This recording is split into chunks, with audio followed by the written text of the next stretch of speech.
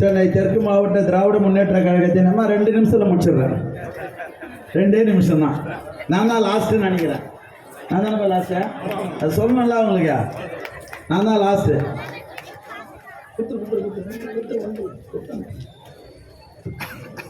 திராவிட முன்னேற்ற கழகத்தினுடைய சென்னை தெற்கு மாவட்ட கழகத்தின் ஆற்றல் மிகு செயலாளர், மருத்துவம் மற்றும் மக்கள் நல்வாழ்வுத்துறை அமைச்சர் அவர்களுடைய சீரிய ஏற்பாட்டில் நடைபெற்றுக் கொண்டிருக்கின்ற மாவட்டம் முழுவதும் இளம் பேச்சாளர்களையும் கழகத்தினுடைய மூத்த முன்னோடிகளையும் கழக பேச்சாளர்களையும் தலைமை கழகத்தால் அறிவிக்கப்பட்டு இன்றைக்கு தமிழ்நாட்டினுடைய துணை முதலமைச்சருடைய பிறந்த நாள் விழாவை சிறப்போடு கொண்டாடுவதற்கு உத்தரவிட்ட மாவட்ட கழகத்தினுடைய ஆற்றல் மிகு செயலாளர், மருத்துவம் மற்றும் மக்கள் நல்வாழ்வுத்துறை அமைச்சர் அண்ணன் மா சுப்பிரமணியம் அவர்களே, இந்த கூட்டத்தை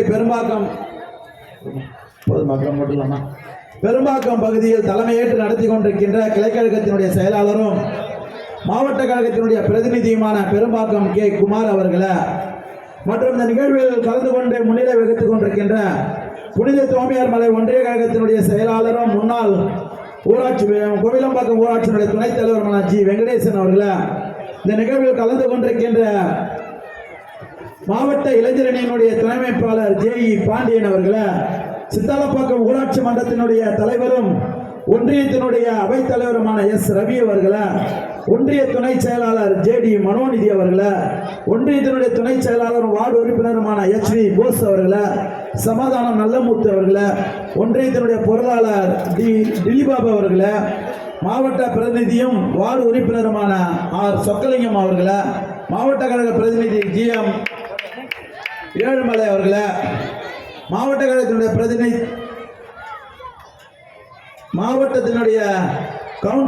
கவுன்சிலர் என். வேதகிரி அவர்களே, மற்றும் நிகழ்வில் கலந்து கொண்டிருக்கின்ற பெரும்பாக்கம் கிளைக்கழகத்தினுடைய செயலாளர்களுடைய அனைத்து பெயர்களையும் நான் படித்ததாக நீங்கள் ஏற்றுக்கொள்ளுங்கள். சாரங்கன் முதல் கொண்டு சரவணன் வரை உள்ள அனைத்து பெயர்களையும் விழித்ததாக நீங்கள் ஏற்றுக்கொள்ள வேண்டும், நேரத்தின் அருமை கருதி. ஆகவே இந்த நிகழ்வில் எனக்கு முன்னால் சிறப்புரை ஆற்றி சென்றிருக்கின்ற தலைமை கழகத்தினுடைய ஆற்றல் மிகு பேச்சாளர் ஆத்தூர் வெங்கடேசன் அவர்களே, கழகத்தால் கண்டறியப்பட்ட இளைஞரணியால் கண்டறியப்பட்டிருக்கின்ற இளம் பேச்சாளர் ஜே. ஸ்ரீ நாதன் அவர்களே, மற்றும் இந்த நிகழ்வில் கலந்து கொண்டிருக்கின்ற மாவட்ட கழகத்தினுடைய துணை செயலாளரும் சென்னை மாநகராட்சியினுடைய கல்வி நிலைக்குழு தலைவருமான பாலவாக்கம் தா. விஸ்வநாதன் அவர்களே, முன்னாள் பெருந்தலைவரும் மாவட்டத்தினுடைய துணை செயலாளருமான பாலவாக்கம் அண்ணன் மு. மனோகரன் அவர்களே, மற்றும் இந்த நிகழ்வில் கலந்து கொண்டு பெருமை சேர்த்துக் கொண்டிருக்கின்ற ஒட்டுமொத்த மாவட்டத்தினுடைய அணிகளினுடைய அமைப்பாளர்களே, துணை அமைப்பாளர்களே, ஒன்றியத்தினுடைய அமைப்பாளர்களே, துணை அமைப்பாளர்களே, வருகை தந்து மேடைகளை வீட்டிருக்கின்ற அனைவர்களுடைய பெயர்களையும் நீங்கள் விழித்ததாகவும் எதிரே இருக்கின்ற கழக நிர்வாகிகளுடைய பெயரையும் விழித்ததாக ஏற்றுக்கொண்டு இறுதியாக நன்றி உரையாற்றுகின்ற என். புவனேஷ் உள்ளிட்ட ஒட்டுமொத்த கழக நிர்வாகிகளை, இந்த கூட்டத்திற்கு நான் வருகை தருவதற்கு காலதாமதத்திற்கு காரணம், மாவட்ட கழகத்தினுடைய செயலாளர், மருத்துவம் மற்றும் மக்கள் நல்வாழ்வுத்துறை அமைச்சர் நம்முடைய உள்ளகரம் பொழுதுவாக்கம் பகுதியில் நடைபெற்ற திவாகர் அவர்கள் தலைமையில் நடைபெற்ற கூட்டத்தில் கலந்து கொண்டு அதற்கு பின்னால் அவரை வழி அனுப்பிவிட்டு இங்கே செல்வதற்கு நேரம் காலம், அதனால் வருத்தத்தை தெரிவித்துக் கொள்கின்றேன். எனக்கு முன்னால் தமிழ்நாட்டினுடைய வளர்ச்சியும் தமிழ்நாட்டினுடைய நிலவரத்தையும் தமிழ்நாட்டின் முதலமைச்சருடைய ஒவ்வொரு திட்டங்களையும் நன்கு அறிந்திருக்கின்ற மக்களாகிய நீங்களும் கழகத்தின் மேடைகளை போற்று மேடையில் முன்னால் உங்களை அமர வைத்து தமிழ்நாட்டினுடைய ஒவ்வொரு திட்டங்களையும் விளக்க வேண்டும்.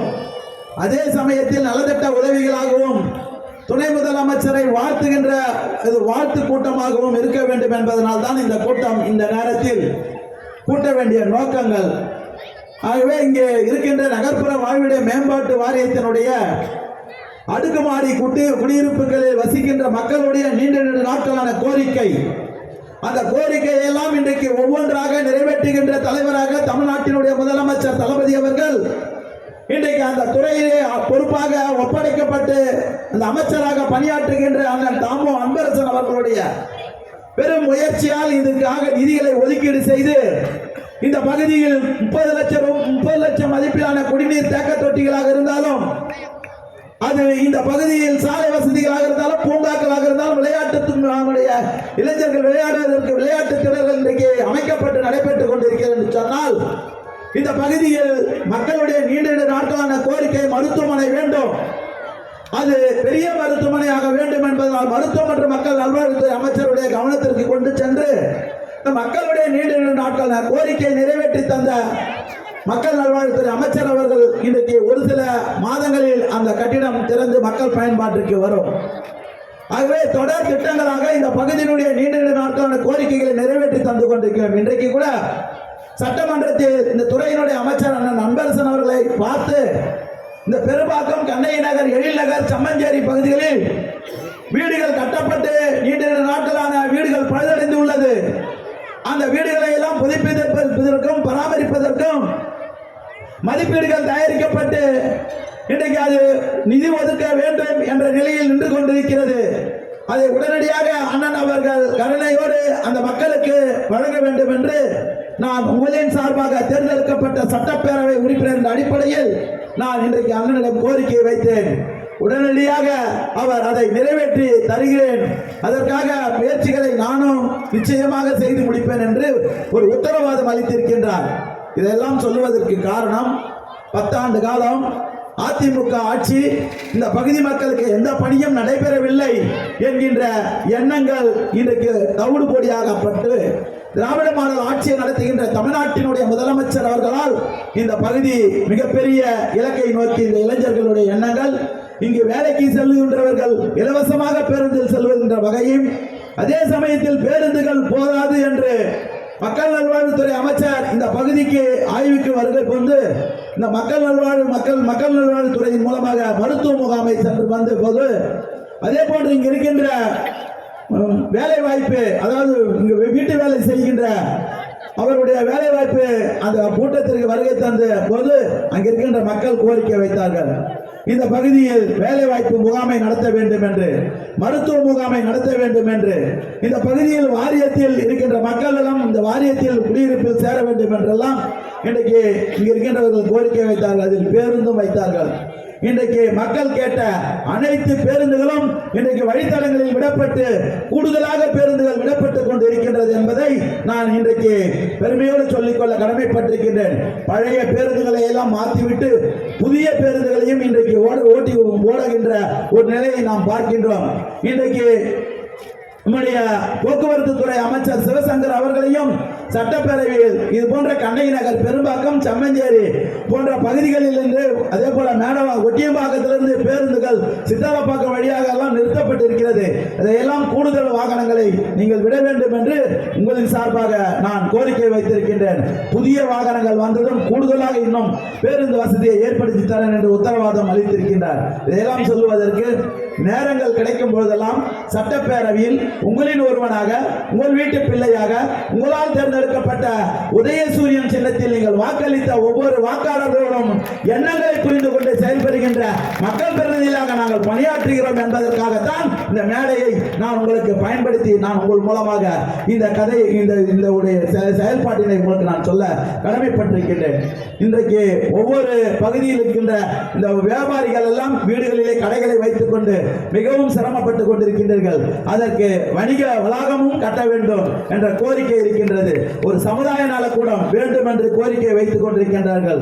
ஆகவே தொடர்ந்து இந்த பகுதியினுடைய வளர்ச்சிக்காக நீண்ட நாட்களான கோரிக்கைகளை நிறைவேற்றி தந்திருக்கின்ற முதல்வர் இன்றைக்கு 3 முறை இந்த பகுதியை மட்டும் மழை நேரத்தில் ஆய்வு செய்தார். ஆய்வு செய்து இந்த நீண்ட நாட்களான கோரிக்கையான மழைநீர் கால்வாயை அமைத்ததனால் 2 மழையில் இந்த பகுதியில் எந்த விதமான மழை பாதிப்பும், நீர் எந்த விதமான சூழலும் இல்லாமல் மக்களை காப்பாற்றிய அரசு தமிழ்நாட்டினுடைய முதல்வர் தளபதி அவர்கள் என்பதை நாம் மறந்துவிடக் கூடாது. ஆகவே இந்த பகுதியில் வாழ்கின்ற மக்களுடைய கோரிக்கைகள் ஒவ்வொன்றாக நிறைவேற்றி தரப்பட்டு 100% அடிப்படை கட்டமைப்புகளை உருவாக்கி தந்து அது நீண்ட நாட்களான பிரச்சனைகளை இன்றைக்கு கூட இந்த பெரும்பாக்கம் இந்த 7 ஊராட்சிகளை நம்முடைய மருத்துவ மற்றும் மக்கள் நல்வாழ்வுத்துறை அமைச்சர் அவர்கள் கே நேரு அண்ணன் அவர்களிடமும் நம்முடைய கார்த்திகேயன் ஐஏஎஸ் அவர்களிடமும் இதையெல்லாம் சென்னை மாநகராட்சியோடு சேர்க்க வேண்டும் என்று இன்னைக்கு ரிப்பன் பில்டிங்கில் அவர் வாகனத்தில் ஏறும்பொழுது இன்னைக்கு நம்முடைய மக்கள் நல்வாழ்வுத்துறை அமைச்சர் கோரிக்கை வைத்திருக்கிறார். இதையெல்லாம் சொல்லுவதற்கு காரணம், ஒவ்வொரு அரசும் வருகின்ற பொழுது வாக்குகளை மட்டும் நோக்கி மக்கள் பணி செய்யவில்லை. திராவிட முன்னேற்ற கழகம் என்பது தலைவர் கலைஞரால் உருவாக்கப்பட்டு இன்றைக்கு தளபதி அவர்கள் உருவாக்கி நீண்ட நாட்களான கோரிக்கைகளை நிறைவேற்றி தருகின்றார் என்பதற்காகத்தான் இவ்வளவு நிலையில் இந்த நேரத்திலும் சொல்ல வேண்டிய ஒரு கடமையில் நின்று கொண்டிருக்கின்றோம். ஆகவே இந்த கூட்டத்தை ஏற்பாடு செய்து தமிழ்நாட்டினுடைய துணை முதலமைச்சருக்கு பிறந்த நாள் விழாவை இந்த பகுதியில் சரியான இடத்தில் அமைத்து இந்த நிகழ்வை முன்னிலைப்படுத்தி நடத்தி கொண்டிருக்கின்ற ஒன்றிய கழகத்தினுடைய ஆற்றல் மிகு செயலாளர் ஜி வெங்கடேசன் அவர்களுக்கும் அவருக்கு உறுதுணையாக இருக்கின்ற ஒன்றிய கழகத்தினுடைய ஒட்டுமொத்த நிர்வாகிகளுக்கும் அதே போன்று குமார் இந்த கிளை கழகத்தினுடைய செயலாளராகவும் அவருக்கு உறுதுணையாக இருக்கின்ற கிளை கழகத்தினுடைய ஒட்டுமொத்த செயலாளர் உள்ளிட்ட நிர்வாகிகளுக்கும் குமார் அவர்களையும் இந்த நேரத்திலே நன்றி சொல்லி அவரையும் வாழ்த்தி தமிழ்நாட்டினுடைய துணை முதலமைச்சர் அவர்களுடைய இன்னும் நீண்ட நாட்கள் வாழ வேண்டும் என்று தாய்மார்களுடைய உங்களுடைய வாழ்த்துக்களையும் சேர்த்து நானும் அவரை வாழ்த்தி விடைபெறுகிறேன். நன்றி, வணக்கம். ஒரு படைக்கலனாய் விளங்கிக் கொண்டிருக்கிற பூங்காற்று வாரி வரும் பொதியமலை தென்றல் காற்றாய் பொன்னல்லி கோலமிட்டு பூஞ்சிருப்பை சிந்துகிற புலர்வானமாய் நமது அடிமை இரவின் விடிவை அறிவித்து விடியல் பாட வந்த பூகோளமாய் செஞ்சார்ந்த சிற்பினிலே தமிழக மக்களை சிறை வைத்துக் கொண்டிருக்கிற இன்றைய கால தமிழ்நாட்டினுடைய முதல்வரும் இனி வருங்கால இந்தியாவை வழிநடத்த இருக்கிற திராவிட முன்னேற்ற கழகத்தினுடைய தலைவருமாகிய தளபதியார் அவர்களை வணங்கி இந்த இனியதொரு கூட்டத்தை சென்னை தெற்கு மாவட்ட புனித தோமையார் மலை தெற்கு ஒன்றிய திராவிட முன்னேற்ற கழகத்தின் சார்பாக பெரும்பாக்கம் ஊராட்சி கழகத்தில் மிகுந்த எழுச்சியோடு இந்த கூட்டத்தினை நடத்தி கொண்டிருக்கக்கூடிய பெருமதிப்பிற்குரிய அண்ணன் ஒன்றிய கழக செயலாளர் தோற்றத்திலே இரும்பை போல வலிமையாய் குணத்திலே கரும்பை போல இனிமையாய் எந்த நேரத்திலும் எறும்பை போல சுறுசுறுப்பாய் இயங்கிக் கொண்டிருக்கிற அன்பு அண்ணன் வெங்கடேசன் அவர்களே,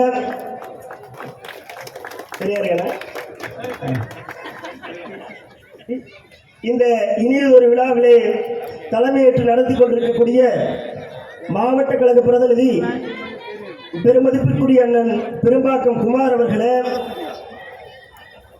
இந்த இனியதொரு விழாவிலே பங்கேற்க முடியாமல் இருந்தாலும் கூட இந்த நிகழ்ச்சியிலே என்ன நடக்கிறது என்பதை அங்கிருந்தே கவனித்துக் கொண்டிருக்கிற மாவட்ட கழகத்தினுடைய ஆற்றல் மிகுந்த செயலாளர் போர்க்களத்திலே 1000 அம்புகளை தன்னுடைய மார்பிலே சுமந்த பொழுதும் கூட வெற்றி ஒன்றை மட்டுமே குறிக்கோளாய் கொண்டு எதிரிகளின் படைகளை வெட்டி வீழ்த்த காத்திருக்கிற அந்த கம்பீரமிக்க யானையைப் போல 1000 துன்பங்கள் வந்தாலும் 1000 துயரங்களை சந்தித்திருந்தாலும் திராவிட முன்னேற்ற கழகத்தினுடைய வெற்றியை மட்டுமே குறிக்கோளாய் கொண்டு சுட்டெரிக்கிற சூரியனாய் சுழன்று கொண்டிருக்கிற பம்பரமாய் இந்த மாவட்ட கழகத்தை மிகுந்த ஆற்றலோடு வழிநடத்தி சென்று கொண்டிருக்கக்கூடிய பெருமதிப்புக்குரிய அண்ணன் மா சுப்பிரமணியம் அவர்களே, இந்த இனியொரு விழாவிலே பங்கேற்றிருந்து சிறப்பு செய்து கொண்டிருக்கக்கூடிய பெருமதிப்பிற்குரிய அண்ணன்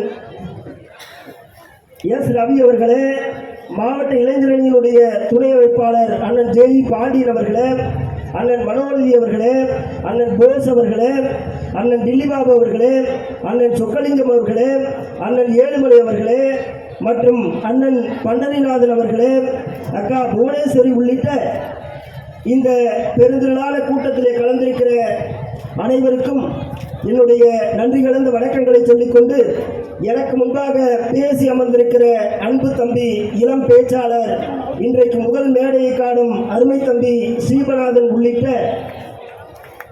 இங்கே எல்லாத்து பேரையும் சொல்கிறதுக்கு நேரம் இல்லை. இங்கே பெரிய லிஸ்ட் மாதிரி ஒரு 4-5 பக்கத்துக்கு போட்டிருக்காங்க.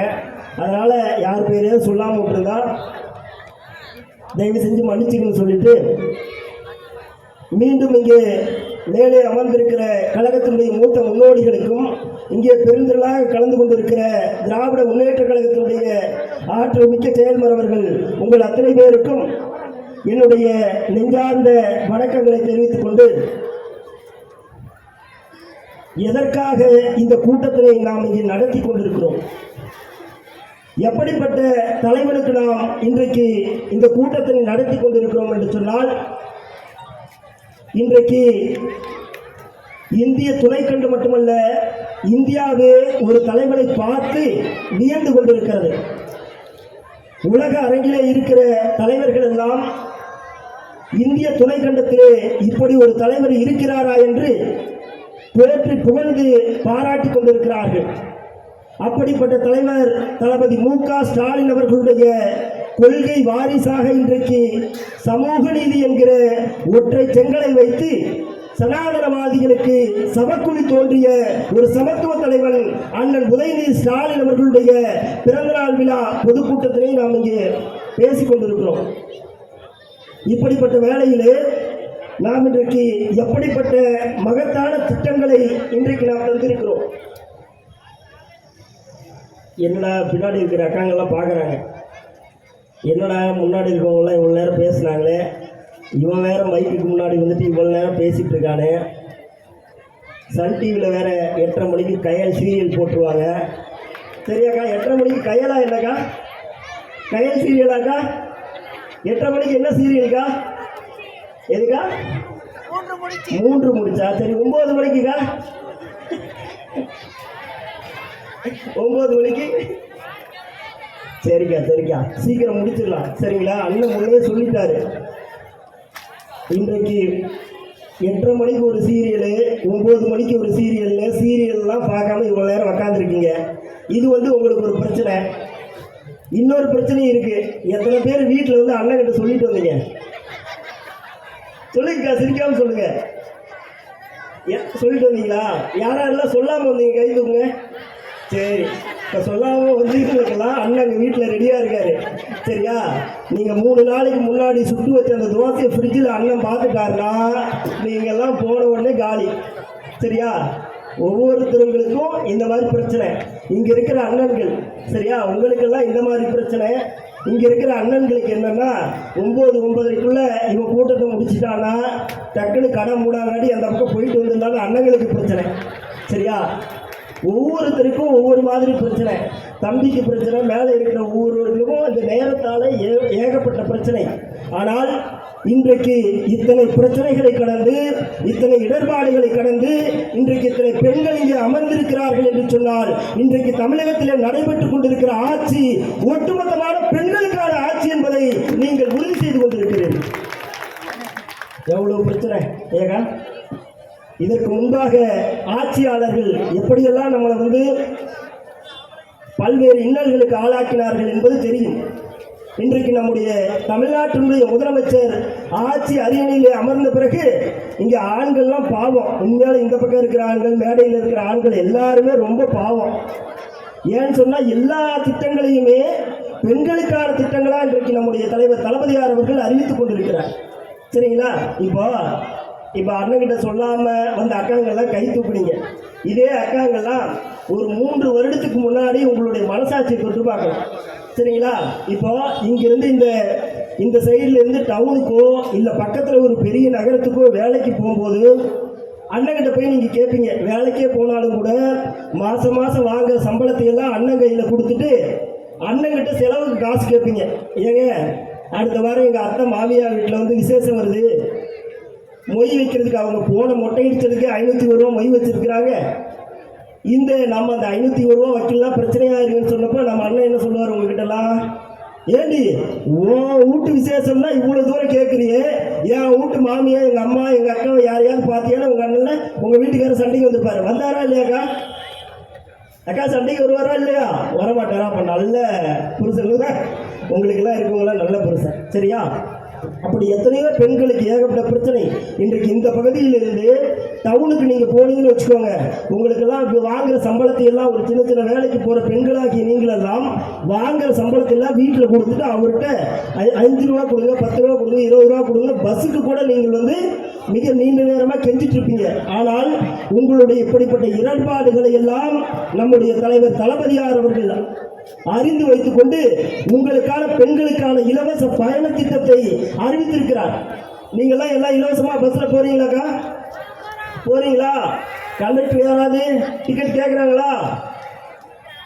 டிக்கெட் கேட்கறது இல்லையா? டிக்கெட் கேட்டால் நீங்கள் என்ன சொல்லுவீங்க? டிக்கெட் கேட்டால் நீங்கள் என்னக்கா சொல்லுவீங்க? இது எங்களுடைய தளபதி பஸ்ஸு, நீங்கள் எங்ககிட்ட டிக்கெட் கேட்கக்கூடாது அப்படின்னு உரிமையோடு சொல்கிறீங்க இல்லையா? இதுதான் திராவிட மாடல் அரசினுடைய சாதனை. இன்றைக்கு இத்தனை பெண்கள் பயனடைந்தவர்கள் இருக்காங்க. இப்போ அதே மாதிரி உரிமை திட்டம், உரிமை தொகைங்கிற ஒரு மாதம் நீங்கள் யாரெல்லாம் 1000 ரூபாய் பணம் வாங்குறீங்க? கை தூக்குங்க. எல்லாருமே வாங்குறீங்களா? எல்லாருமே வாங்குறீங்க. இதுக்கு முன்னாடி ஒரு 3-4 வருடங்களுக்கு முன்னாடி ஒரு ஆட்சியாளர்கள், சரியா, அடிமை ஆட்சியாளர்கள் தமிழ்நாட்டை ஆண்டார்கள். அவங்க எப்படியெல்லாம் கொரோனா நேரத்தில் நம்மளை சின்னப்படுத்தினாங்கன்றது தெரியும். உங்ககிட்ட இன்னொரு விஷயத்தை நான் சொல்லணும். கொரோனா என்கிற பெருந்தொற்று இந்த தமிழ்நாட்டை மட்டுமல்ல உலகையே அச்சுறுத்தி கொண்டிருந்தது. அப்படிப்பட்ட வேளையில் நம்முடைய தலைவர் தளபதியார் அவர்கள் எதிர்க்கட்சி தலைவராக சட்டசபையில் அமர்ந்திருந்தார். அப்போ உலகெங்கும் வாழ்ந்து கொண்டிருக்கிற மக்கள் எல்லாம், பல்வேறு மக்கள் எல்லாம் கொரோனா என்கிற கொடிய தொற்றின் காரணமாக இறந்துகிட்டே இருந்தாங்க. இந்தியாவிலேயே அதிகப்படியா கொரோனா தொற்று பாதித்த மாநிலம் எதுவென்று சொன்னால் 2வது இடத்துல தமிழ்நாடு இருந்தது. அப்படி அதிக கொரோனா தொற்று பாதித்த அந்த வேளையிலே நம்முடைய தலைவர் தளபதியார் அவர்கள் சட்டசபையில் அன்றைக்கு முதலமைச்சராக இருந்த அடிமை கூட்டத்தின் தலைவராக விளங்கிய எடப்பாடி பழனிசாமியை பார்த்து கேட்டார். உலகெங்கும் கொரோனா தொற்று மிக அதிகமாக பரவி கொண்டிருக்கிறது, இந்தியாவிலும் பரவி கொண்டிருக்கிறது. தமிழ்நாட்டில் பரவாமல் இருக்க நீங்கள் எந்த மாதிரியான முன்னெச்சரிக்கை நடவடிக்கைகளை செய்தீர்கள் கேட்டப்போ நம்முடைய தலைவர் தளபதியார் அவர்கள் எந்த ஒரு பதிலுமே அளிக்கல. சரி, முடிஞ்சிருச்சு. இந்தியாவிலேயே அதிக கொரோனா பாதிப்படைந்த மாநிலமாக தமிழ்நாடு முதல் இடத்தை பிடிச்சிருச்சு. மத்திய பிரதேசம், குஜராத்துக்கு அடுத்தபடியா இந்தியாவிலே அவர்கள் ஆட்சி செய்து கொண்டிருந்த பொழுது, எடப்பாடி பழனிசாமி முதலமைச்சராக இருந்தப்போ இந்தியாவிலேயே முதல் மாநிலமாக கொரோனா தொற்று பாதித்த மாநிலமாக தமிழ்நாடு வந்துச்சு. அப்போ நம்முடைய மாண்புமிகு துரைமுருகன் அவர்கள் எடப்பாடி பழனிசாமி கிட்ட கேட்டாரு, எந்த மாதிரியான நடவடிக்கைகளை நீங்கள் கொரோனா தடுப்புக்கு ஏற்படுத்தி இருக்கிறீர்கள்? சரி, நடவடிக்கை தடுக்கலனாலும் பரவாயில்ல, நம்ம வீட்டு பிள்ளைகள்லாம் வெளியூர்ல படிச்சுட்டு இருக்காங்க, நம்ம வீட்டு பிள்ளைகள்லாம் வெளியூர்ல வேலை செஞ்சுட்டு இருக்காங்க, அந்த பிள்ளைகள் எல்லாம் கஷ்டப்பட முடியாம இங்க நம்ம வீட்டுக்கு வந்துட்டாங்க. ஒருவேளை உணவிற்கு கூட அந்த பிள்ளைகள் எல்லாம் கஷ்டப்பட்டு கொண்டிருக்கிறார்கள். ஒவ்வொரு குடும்பமும் கஷ்டப்பட்டு இருக்கு. அந்த குடும்பத்துக்கு நீங்கள் 5000 ரூபாய் கொரோனா நிதியாக தர வேண்டும் என்று அன்றைக்கு எடப்பாடி பழனிசாமி அவர்களிடத்தில் நம்முடைய மாண்புமிகு துரைமுருகன் அவர் கேட்டார். அதுக்கு அந்த எடப்பாடி பழனிசாமி என்ன சொன்னார் தெரியுமா? உங்களுக்கு எல்லாம் தெரியுமா? ஞாபகம் இருக்கா? அப்படியெல்லாம் 5000 ரூபாய் தூக்கி தந்துட முடியாது, கஜானாவில் பணம் இல்லை, கஜானாவில் இருக்கிற பணத்தை எல்லாம் சுருட்டிக்கிட்டு நாங்கள் வீட்டுக்கு எடுத்துட்டு போயிட்டோம், முடிஞ்சா நாங்கள் 1000 ரூபாய் தரோம் அப்படின்னு சொல்லிட்டு அன்னைக்கு எடப்பாடி பழனிசாமி ஒரு வார்த்தை சொன்னார். நாங்கள் இப்போதைக்கு 1000 ரூபாய் தரோம், உங்களால் ஆட்சிக்கு வர முடிஞ்சா நீங்கள் மீதி இருக்கிற பணத்தை தாங்கன்னு சொல்லிட்டு அன்றைக்கு சட்டசபையிலே சவால் விட்டார்கள். நம்முடைய தலைவர் அன்றைக்கு அதே சட்டசபையிலே அந்த எடப்பாடி பழனிசாமி அவர்களுக்கு எழுந்து நின்று சவால் விட்டார். கொரோனா நிவாரண நிதியாக நீங்கள் 1000 ரூபாய் இப்போது தந்திருக்கிறீர்கள், நாங்கள் ஆட்சி அரியணையிலே அமர்ந்த பிறகு மீதி இருக்கிற 4000 ரூபாயை தருவோம் என்று சொன்னார். திராவிட முன்னேற்ற கழகம் ஆட்சி அரியணைக்கு வந்தது, அனைத்து குடும்பங்களுக்கும் 4000 ரூபாய் நிவாரண நிதி கொடுத்தாங்க. எல்லாம் வாங்கினீங்களாமா? ஆரம்பத்தில் 3 வருஷத்துக்கு முன்னாடி எல்லாத்துக்கும் கொடுத்தாங்களா? எல்லாம் வாங்கினீங்களா? யாரெல்லாம் வாங்கலை கை தூக்குங்க. யாரெல்லாம் வாங்கலையோ நாளைக்கு வெங்கடேசன் வீட்டில் போய் வாங்கிக்கோங்க, சரியா? வாங்கிக்கோங்க, அண்ணன் கொடுப்பாரு. அப்படி இன்றைக்கு தலைவர் அவர்கள் சொல்வதை விட சொல்லாததையும் இன்றைக்கு தமிழக மக்களுக்காக, தமிழக பெண்களுக்காக இன்றைக்கு அவர்கள் கொடுத்து கொண்டிருக்கிறார்கள். சரி, நம்ம அந்த 1000 ரூபாய் விஷயத்துக்கு வருவோம், சரியா? மாதம் மாதம் பெண்களுக்கு 1000 ரூபாய். ஒவ்வொரு வீட்லையும் இருக்கிற பெண்கள் எல்லாம் ரொம்ப கஷ்டப்பட்டு வீட்டில் இருக்கிற புருஷன்கிட்ட போயிட்டு, மாமா 100 ரூபா கொடுங்க, 200 ரூபா கொடுங்க, 300 ரூபா கொடுங்கன்னு சொல்லிட்டு ஒரு நல்லது கெட்டது ஆன விஷயத்துக்கெல்லாம் நீங்கள் போய் செஞ்சுக்கிட்டு இருந்தீங்க. ஆனால் பெண்களுடைய மனதை முழுவதுமாக புரிந்து கொண்டு இன்றைக்கு நம்முடைய தலைவர் தளபதியார் அவர்கள் அதை உதவி திட்டம் என்று சொல்லவில்லை, உரிமை திட்டம் என்கிற பெயரிலே தலைவர் தளபதியார் அவர்களுடைய சகோதரியாக தலைவர் தளபதியார் அவர்களுடைய அம்மாவாக நினைத்து உங்களுக்கெல்லாம் மாசம் மாசம் 1000 ரூபாய் பணம் கொடுக்கிறார். எல்லாம் வாங்குறீங்க தானம்மா? அதே மாதிரி முதியோர்கள் அமர்ந்திருக்கிறார்கள். இங்கே முதியோர்களுக்கு மாதாந்திர உதவித்தொகை அவர்களுடைய ஆட்சியில் கிட்டத்தட்ட கடைசியாக ஒரு 1.5 வருஷம் யாருக்குமே பணமே வரல. ஆனால் நம்முடைய தலைவர் தளபதியார் அவர்களுடைய ஆட்சியில் 1000 ரூபாய் கொடுத்ததிலிருந்து நம்ம 1500 ரூபாய் மாற்றி இன்றைக்கு முதியோர்கள் நலன் காக்க மாதாந்திர உதவித்தொகை என்கிற பெயரில் மாசம் தவறாமல் கொடுத்துட்டு இருக்காங்க. அது இல்லாமல் இன்றைக்கு அதோடு மட்டும் இல்லாது இன்றைக்கு பெண்களுக்கு இலவச பேருந்து பயண திட்டம், மாதம் 1000 ரூபாய் பணம். அதோடு மட்டுமல்லாது இன்னைக்கு பெண்களுக்கு பெண்கள் இருக்காங்க இல்லையா, கல்லூரி படிக்கிற மாணவிகளுக்கு மாதம் 1000 ரூபாய். எதுக்காகடா இந்த திட்டம் அப்படின்னு சொல்லிட்டு கேட்டால், இந்தியாவிலேயே பின்தங்கிய மாநிலங்களை ஒப்பிடுகிற பொழுது பெண் குழந்தைகள் இடைநிலை பள்ளிக்கூடம் மட்டும் முடிச்சுட்டு காலேஜ் மேலே போகிற அந்த குழந்தைகளுடைய அந்த பள்ளி மாணவிகளுடைய எண்ணிக்கை மிக குறைவாக இருந்தது. அந்த ஒரு திட்டத்தினை அந்த ஒரு செயல்பாடுகளை மனதிலே வைத்து இன்றைக்கு பெண்களுக்கு மாதம் 1000 ரூபாய் மாணவர்களுக்கு கொடுத்து அவர்களுடைய கல்வியிலே முன்னேற வேண்டும் என்பதற்காக இன்றைக்கு நம்முடைய தலைவர் தளபதியார் அவர்கள் மிக சிறப்பான பல்வேறு திட்டங்களை மாணவர்களுக்கு மட்டுமல்ல மாணவர்களுக்கும் அறிவிச்சிட்டு இருக்காங்க. இப்படி எண்ணற்ற பல்வேறு திட்டங்களை இன்றைக்கு நம்முடைய தலைவர் தளபதியார் அவர்கள் இந்த தமிழ்நாட்டு மக்களுக்காக கொடுத்திருக்காங்க.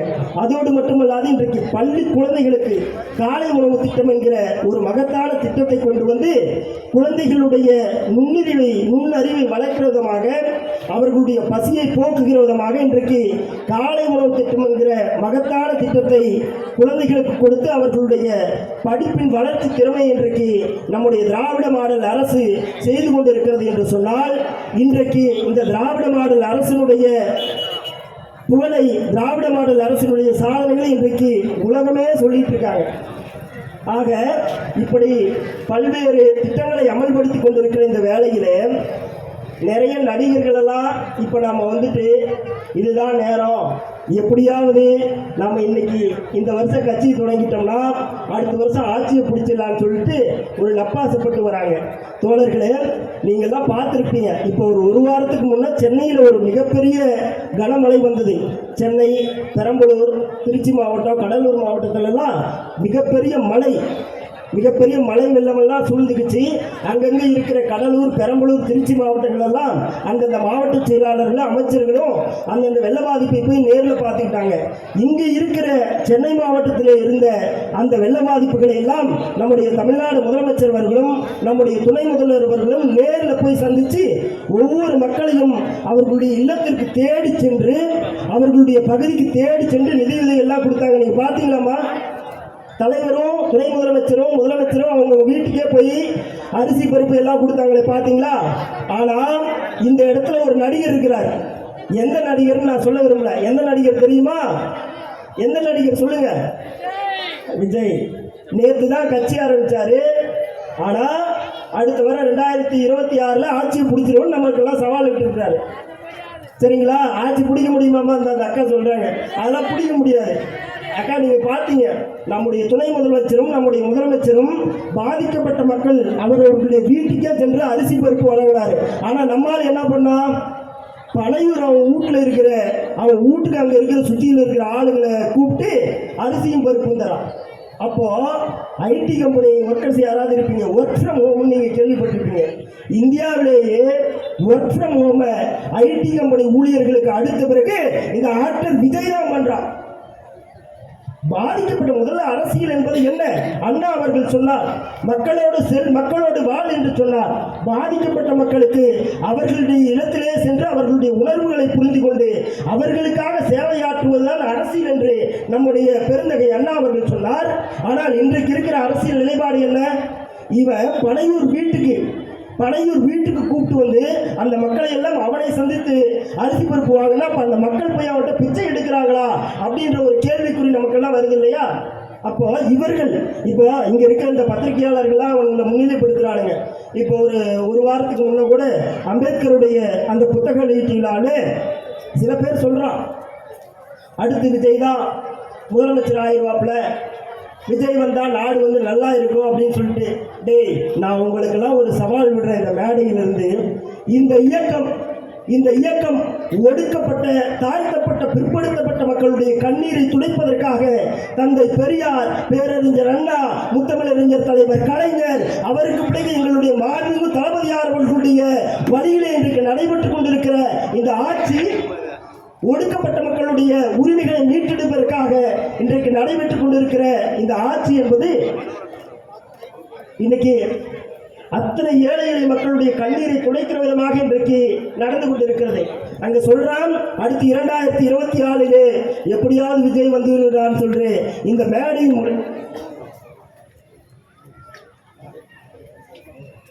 மாவட்ட கழக துணை செயலாளர் அண்ணன் மனோகரன் அவர்களை வருகிறவர்கள் வரவேற்கும்.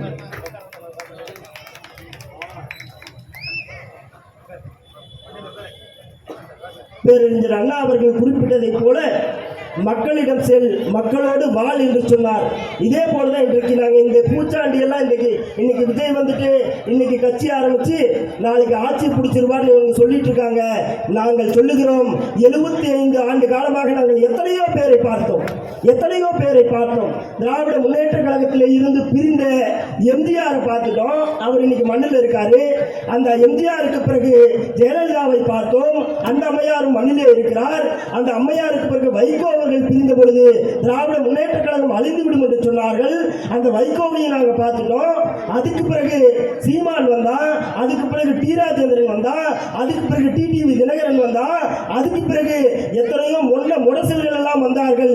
இப்போது அடியில் குஞ்சி விஜய் வந்திருக்கிறார். விஜய் அவர்களே, இந்த மேடையிலே இருந்து உங்களுக்கு நான் சவால் விடுகிறேன். 75 ஆண்டு காலமாக எவனை எரிக்க வேண்டும், எவனை புதைக்க வேண்டும் என்று முடிவு செய்வது திராவிட முன்னேற்ற கழகமும் திராவிட முன்னேற்ற கழக தொண்டர்களும் தான். இவன் நம்மளை முடிக்கிறானம்மா. இவன் இன்னைக்கு கட்சி ஆரம்பிச்சிட்டான்னா நாளைக்கு 2024 ஆட்சியை பிடிச்சி எல்லாத்தையும் மாத்திருவானா. இவன் இங்க என்னத்தை மாற்ற போறான்னு சொல்லிட்டு கட்சி ஆரம்பிக்கிறான். இவன் அந்த புத்தக வெளியீட்டு விழாவில் பேசுகிறான். புத்தக வெளியீட்டு விழாவில் என்ன பேசுறான்னு சொன்னா, வேங்கை வெயில் பிரச்சனையை பத்தி பேசுறான். வேங்கை வெயிலிலே தண்ணீர் தொட்டியிலே மலர் கலந்ததுக்கான தீர்வு என்னன்றதை இவன் கேட்கிறான். நம்முடைய தலைவர் தளபதியார் அவர்கள் ஒரு 3 மாதத்துக்கு முன்பாக மிக தெளிவாக அறிக்கை ஒன்றை விட்டிருந்தார். அந்த பிரச்சனைக்கு ஒரு தனியாக ஒரு குழு ஒன்று அமைத்திருக்கிறோம். அந்த குழுவின் மூலியமாக அவர்கள் தருகிற அந்த அறிக்கையை வைத்து நாம் சிறப்பான தீர்ப்பை வழங்குவோம் என்று நம்முடைய தலைவர் தளபதியார் அவர்கள் சொல்லியிருக்கிறார். இவன் ஏதோ இன்னைக்கு தாழ்த்தப்பட்ட ஒடுக்கப்பட்ட மக்களுக்காக போராடுகிறேன்னு சொல்லிட்டு இவன் இன்னைக்கு இந்த விசிகேல ஒருத்தர் இருக்கான். இன்னைக்கெல்லாம் அவனை கட்சி விட்டு 6 மாதம் சஸ்பெண்ட் பண்ணிட்டாங்க. அந்த பயல்கள்லாம் இன்னைக்கு பேசிட்டு இருக்காங்க. முதல்ல திராவிட முன்னேற்ற கழகம் தாழ்த்தப்பட்ட ஒடுக்கப்பட்ட மக்களுக்காக என்னென்னலாம் செய்ததுன்னு முதல்ல நமக்கெல்லாம் தெரியும். இங்க இருக்கிற மக்களுக்கெல்லாம் தெரிஞ்சுக்கணும். இந்த வேதமும் மந்திரங்களும் சாஸ்திரங்களும் தாழ்த்தப்பட்ட பிற்படுத்தப்பட்ட மக்களை எப்படியெல்லாம் ஒடுக்கியதுன்னு நீங்கள்லாம் கொஞ்சம் தெரிஞ்சுக்கணும். இந்த வேத மந்திர சாஸ்திரங்கள் எல்லாம் இந்த வேதம் சொல்லுகிறது, ரிக்வேதம் சொல்லுகிறது, பிரம்மாவனுடைய தலையிலே பிறந்தவன் ஆரியன், தோளிலே பிறந்தவன் சத்திரியன், தொடையிலே பிறந்தவன் வைசியன், காலிலே பிறந்தவன் சூத்திரன் என்றார். இந்த சூத்திரர்கள் யாருன்னு சொன்னா, பிராமணர்களுக்கு அப்பாற்பட்டவர்கள் அத்தனை பேரும் சூத்திரர்கள் தான். இந்த சூத்திரர்களுக்கு சாஸ்திரத்தில் எந்த மாதிரியான பெயர்கள் வைத்திருக்கிறார்கள் என்று சொன்னால், போரிலே புறமுதுகிட்டு ஓடியவன், தோற்கடிக்கப்பட்டவன், அப்படியெல்லாம் சொல்லிட்டு இந்த சூத்திரர்கள் ஒடுக்கப்பட்ட மக்களை நம்மளையெல்லாம் வேசி மகன் சொல்றான். யாரு? இந்த ஐயர். அப்போ இங்க பெரியார் என்கிற ஒற்றை தலைவன் இங்க ஆரியனும் இல்லை, சூத்திரனும் இல்லை, வைசியனும் இல்லை, இங்கே இருப்பவர்கள் அத்தனை பேரும் மனிதர்கள் என்று பெரியார் என்கிற ஒற்றை தலைவன் முழங்கியதால் இன்றைக்கு நாம் எல்லாம் இன்னைக்கு சுயமரியாதையோடு இந்த மண்ணிலே வாழ்ந்து கொண்டிருக்கிறோம். அப்படி இந்த ஒடுக்கப்பட்ட மக்களுடைய உணர்வுகளை காப்பாற்றுவதற்காக, இந்த ஒடுக்கப்பட்ட மக்களுடைய உரிமைகளை மீட்டெடுப்பதற்காக இந்த திராவிட இயக்கம் இந்த மண்ணிலே என்னென்ன மாதிரியான சாதனைகளை செஞ்சிருக்குன்னு சொன்னா, முதலாக பஞ்சமன் என்றும் சூத்திரன் என்றும் வேசி மகன் என்றும் நம்மை இழிவுபடுத்திய போது தந்தை பெரியார் அவர்கள் சொன்னார், தாழ்த்தப்பட்ட மக்களை தாழ்த்தப்பட்டவர்கள் பறையர்கள் சக்கிலியர்கள் என்று சொல்லக்கூடாது, அவர்களை ஆதி திராவிடர்கள் என்று சொல்ல வேண்டும் என்று சொல்லி முதலாக அவர்களை ஆதி திராவிடர்களாக மாற்றியவர் தந்தை பெரியார் அவர்கள். இந்த திராவிட இயக்கத்தினுடைய முன்னோடிகள். இவன் விஜய் வந்து கேட்கிறான், இந்த ஒடுக்கப்பட்ட மக்களுக்காக தாழ்த்தப்பட்ட மக்களுக்காக நீங்க என்ன செய்தீர்கள் என்று புத்தக வெளியீட்டு விழாவில் இவன் கேட்கிறான். அப்போ பெரியார் இடத்துல ஒருத்தர் வந்து கேட்கிறாரு, அந்த தாழ்த்தப்பட்டவன் பறையனும் சக்கிலியும் அவன் வந்து திராவிடன்னா நாமெல்லாம் யாருன்னு சொன்ன பொழுது, இந்த மண்ணிலே நமக்கு முன்பாக பிறந்த அந்த திராவிடர்கள் தான் மூத்த குடிகள், அவர்கள் தான் ஆதி திராவிடர்கள் என்று அவர்களுடைய உரிமையை மீட்டெடுத்தவர் தந்தை பெரியார். அதே போல அந்த இன்னைக்கு அம்பேத்கருடைய புத்தக வெளியீட்டு விழாவில் அம்பேத்கரை பற்றி பேசுறான். அம்பேத்கர் மிகப்பெரிய தலைவர், அம்பேத்கரை பற்றி நான் தான் இந்த மண்ணில் வந்து கொண்டு வந்த, அம்பேத்கரை நான் இல்லைன்னா தமிழ்நாட்டில் யாருக்குமே தெரியாதுன்னு நேற்று வந்து பிள்ளைக்காப்பைய விஜய் வந்து பேசிக்கிட்டு இருக்கான். நான் சொல்லுகிறேன், நடிகர் விஜய் அவர்களே, அம்பேத்கர் என்ற ஒற்றை தலைவன் இந்த மண்ணிலே எப்படி புகழ் பெற்றார் என்று சொன்னால், அவர் பிறந்த மராட்டிய மாநிலத்திலே ஒரு பல்கலைக்கழகத்தை வைக்கிறார்கள், ஒரு சட்டக்கல்லூரியை திறக்கிறார்கள். அந்த சட்டக்கல்லூரிக்கு அண்ணல் அம்பேத்கர் அவர்களுடைய பெயரை வைக்கலாம் என்று மராட்டிய மாநிலத்தினுடைய முதலமைச்சர் முடிவெடுத்த பொழுது அங்கே இருக்கிற உயர்சாதி இந்துக்கள் எல்லாம் மிகப்பெரிய போராட்டத்தை நடத்தினார்கள். மராட்டிய மாநிலத்தில் ஒரு தாழ்த்தப்பட்ட குடியிலே பிறந்த அம்பேத்கருடைய பெயரை மராட்டிய மாநிலத்திலே உருவாக்கி இருக்கிற அந்த கல்லூரியிலே அவருக்கு அவருடைய பெயரை வைக்கக்கூடாது என்று மிகப்பெரிய போராட்டம் நடந்த பொழுது அந்த போராட்டத்தை முறியடிக்கிற விதமாக இன்றைக்கு நம்முடைய தலைவர் முத்தமிழறிஞர் தலைவர் தளபதியார் அவர்கள் தமிழ்நாட்டிலே தரமணியிலே திறந்த அந்த சட்ட கல்லூரிக்கு அண்ணல் அம்பேத்கர் அவர்களுடைய பெயரை வைத்து அண்ணல் அம்பேத்கர் அவர்களை பெருமை சேர்த்தவர் என்னுடைய தலைவர் கலைஞர் அவர். இது அவன் விஜய்க்கு தெரியுமா? விஜய்க்கு தெரியுமான்னு நான் கேட்கிறேன். வேங்கை வயல்ல அந்த மலம் கலந்துட்டாங்க, இவன் பேசுறான். வேங்கை வயல் பிரச்சனை நடந்த போது இவன் என்ன பண்ணிக்கிட்டு இருந்தான்? வேங்கை வயல் பிரச்சனை நடந்த போது இவன் சம்பந்தா எடுத்து பிடிச்சி ஆடிக்கிட்டு இருந்தான். படம் ஷூட்டிங்ல இருந்தான். கரெக்டா இல்லையா? வேங்கை வயல் பிரச்சனை நடந்த பொழுது அவன் பட சினிமா ஷூட்டிங்ல இருந்தான். ஆனால் எங்கள் தலைவர் தளபதியார் அவர்களும் எங்கள் துணை முதல்வர் உதயநிதி அவர்களும் அந்த இடத்திற்கே சென்று பாதிக்கப்பட்ட மக்களுக்கு நிவாரணமும் உரிமையை வழங்குறாங்க. இதுதான் எங்கள் தலைவர், இதுதான் எங்கள் திராவிட மாடல் ஆட்சி. அதே போல அம்பேத்கர் அவர்களுடைய பெயரை சட்டக்கல்லூரிக்கு, தமிழ்நாட்டில் இருக்கிற சட்டக்கல்லூரிக்கு வைத்து தாழ்த்தப்பட்ட ஒரு தலைவராக பிறந்த அந்த அம்பேத்கருடைய பெயருக்கு புகழஞ்சலி செலுத்தினார்கள். அதோடு மட்டுமல்லாது இன்னும் எவ்வளவோ விஷயங்கள். இன்றைக்கு வந்து அம்பேத்கருடைய புத்தக வெளியீட்டில் இவன் கலந்துக்கிட்டான்னா அம்பேத்கருடைய பெயரை தூக்கி பிடிக்கிறான்னு அர்த்தம் இல்லை. தலைவர் கலைஞர் அவர்கள் 1971 தந்தை பெரியார் அவர்களுடைய தலைமையில் ஒரு பொதுக்கூட்டம் நடக்கிறது, திராவிடர் கழக பொதுக்கூட்டம். அந்த பொதுக்கூட்டத்திலே தந்தை பெரியார் அவர்கள் பேசுகிறார், நாம தாழ்த்தப்பட்டவர்களாக இருக்கிற அந்த சூத்திர சாதியை சேர்ந்த அந்த மக்கள், உழைக்கிற வர்க்கத்தை சேர்ந்த மக்கள் பல்வேறு அரசு துறைகளிலும் பல்வேறு வேலை வாய்ப்புகளிலும் போயிட்டாங்க. ஆனால் யாராலையும் தொட்டுக்கூட பார்க்க முடியாத அந்த நீதித்துறையிலே நம்முடைய தாழ்த்தப்பட்ட வகுப்பை சேர்ந்த எந்த தோழர்களும் எட்ட முடியவில்லையே என்கிற ஒரு மன வருத்தம் இருக்கிறது என்று மாநாட்டிலே தந்தை பெரியார் அவர்கள் பேசுகிறார். இந்த செய்தி அன்றைக்கு தமிழ்நாட்டினுடைய முதலமைச்சராக இருக்கிற நம்முடைய தலைவர் கலைஞர் அவர்களுடைய காதுக்கு செல்கிறது. உடனே நம்முடைய தலைவர் ஒரு கமிட்டியை போடுறார். அது என்ன கமிட்டின்னு சொன்னால், தமிழ்நாட்டில் இருக்கிற ஒட்டுமொத்த மாவட்டத்திலேயும் எந்தெந்த நீதிபதிகள் சீனியாரிட்டியில் இருக்காங்க, எந்தெந்த நீதிபதிகள் பணி மூப்பில் இருக்கிறார்கள், அவர்களிலே எந்தெந்த நீதிபதிகள் தாழ்த்தப்பட்ட வகுப்பை சார்ந்தவர்கள் என்று கேட்டு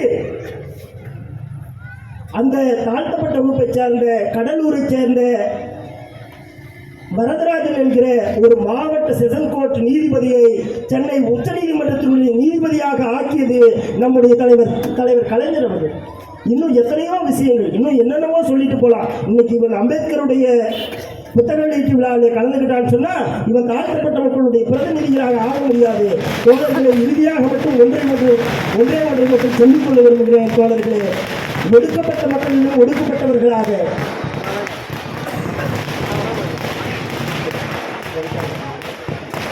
ஒடுக்கப்பட்ட மக்களிலும் ஒடுக்கப்பட்டவர்களாக, தாழ்த்தப்பட்ட மக்களிலும் தாழ்த்தப்பட்டவர்களாக இருக்கிற அதே ஆதிதிராவிடர் சமூகத்தில் இருக்கிற அந்த அருந்ததியர் சமூகத்திற்கு 3% உள்ளிட ஒதுக்கீட்டை உச்சநீதிமன்றம் போய் உறுதி செய்தது நம்முடைய திராவிட முன்னேற்ற கழகத்தினுடைய ஆட்சி. எனவே இன்னைக்கு இவங்க நேற்று கட்சி ஆரம்பிச்சவங்கெல்லாம் 2026 ஆட்சி பிடிச்சிருவோம், திராவிட முன்னேற்ற கழகத்தை ஒழிச்சிருவோம் என்று இன்றைக்கு நமக்கு சவால் விட்டுக் கொண்டிருக்கிறார்கள். இன்றைக்கு இப்படியெல்லாம் சவால் விட்டுக் கொண்டிருக்கிற அவர்களுக்கெல்லாம் நான் சொல்லுகிறேன், இந்த 2026 மட்டுமல்ல, அடுத்த 5 ஆண்டு காலம் என்கிறதுதான். இனிவரும் 50 ஆண்டு காலமும் தமிழ்நாட்டிலே திராவிட முன்னேற்ற கழகம் தான் ஆட்சி அமைக்கும் என்பதை சொல்லி